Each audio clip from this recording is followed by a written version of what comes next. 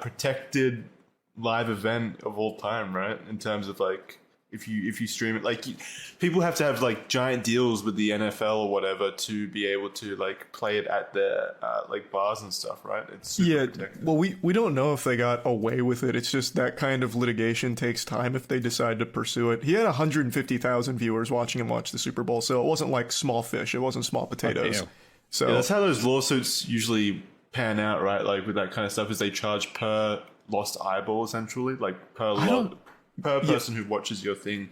I don't know how it'll work. I really couldn't tell you. And that's again, if they even decide to, they might not even bother. Who knows? But yeah, it's very much on the hook. Also, I think streamers also tell themselves that it's fair use if I'm commentating on it, which, okay, sure, maybe, but then they will just sit there for like 10 minutes in complete silence.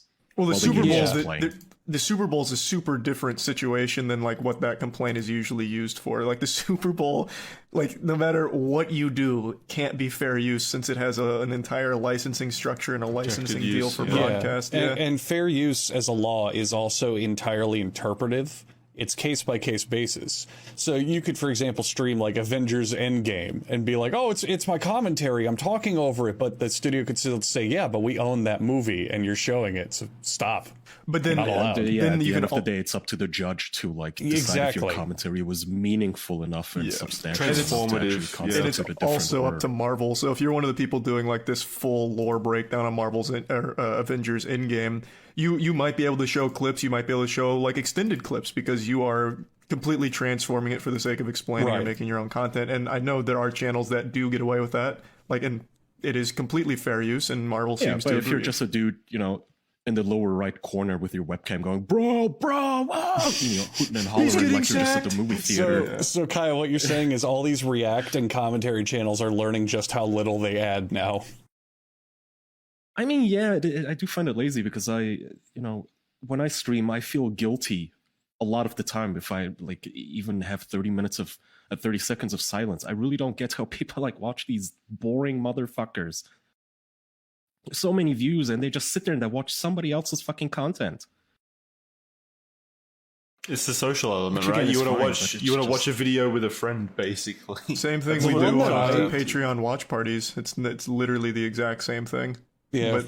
But we don't sit there in silence for like 10 minutes at a time. If you're talking, we get complaints that we talk too much during this, which is stupid because that's the point. Yeah, that is kind of the point. We want to watch the show. The one that I never get that gets popular is when the commentator or reactor just says the most plainly obvious thing from start to finish. So you could be watching they could be watching videos of Arctic explorers, and the whole video they'll just go, "Man, look how cold it is. Oh, it's so cold. Look how many jackets they need to wear. I can't believe they have to work when it's that cold out." It's like, are you ever going to say anything of value? Well, it's still better than saying nothing, to be fair. I don't know, man. It's kind of a personal taste by that point. I don't know. Like, I know so many of the lolcows that I follow. A lot of them are streamers, or, well, I wouldn't really call them streamers, but they have Twitch channels and YouTube channels.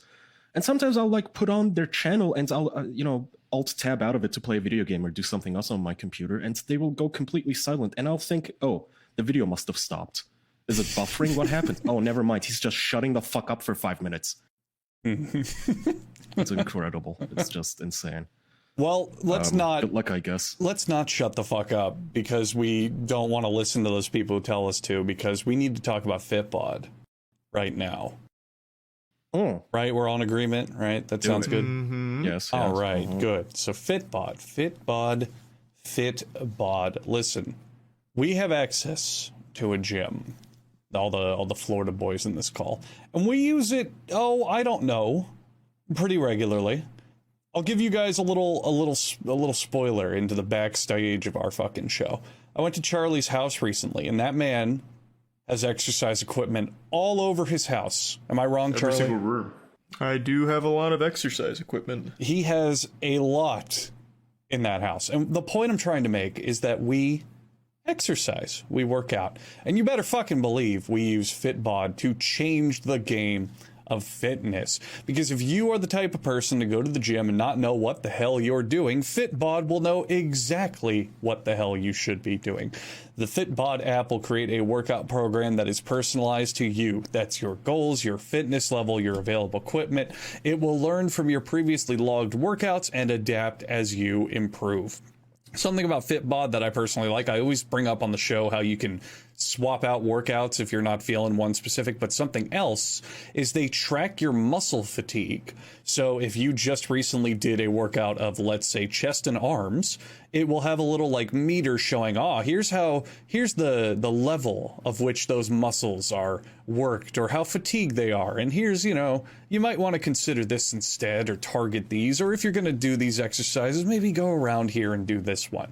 It's very smart and it keeps track of everything for you. Why bother writing anything down or remembering routines yourself when your phone can do it? And that's what the younger generation does now anyway. It's all in the phone, so just add another step. Fitbod will help you keep your fitness habit with a personalized workout, and you can get 25% off of your subscription to Fitbod or try the app for free at fitbod.me/official. fitbod.me/official to get 25% off of a subscription or to try the app for free. And if we were some sort of competing podcast, someone you may have heard of in our sphere, I might say that fitness is no longer a factor for you. You get it? That's that Joe Rogan guy, but we're not Joe Rogan because we are much more talented and handsome than him. Because our show has the ability to talk about Factor, which is a nutritious, chef-prepared meal program delivered straight to your door. Now, you just got done lifting heavy weights with Fitbod. You just got done doing whatever the fitness plan that's right for you is. Well, you're probably going to want to eat better too. If you're looking better and working better, why would you not eat better? Kind of missing a part of the equation there. And this equation will let you get Factor's Calorie Smart Meals at around 550 calories or less. If you want to also work your body a little bit more, Factor is going to help you make delicious flavor-packed meals that will include keto, vegan, vegetarian, calorie smart, or protein plus options. All of these are prepared by chefs and approved by dietitians. Each meal will have the ingredients you need to feel satisfied all day long. If you get Factor, you can enjoy clean eating without the hassle. All you've got to do is choose your meals and enjoy fresh, flavor-packed meals delivered to your door that are ready in just 2 minutes, no prep, no mess. Head to factormeals.com/official50 and use code official50 to get, now remember this, 50% off of your first box. So code official50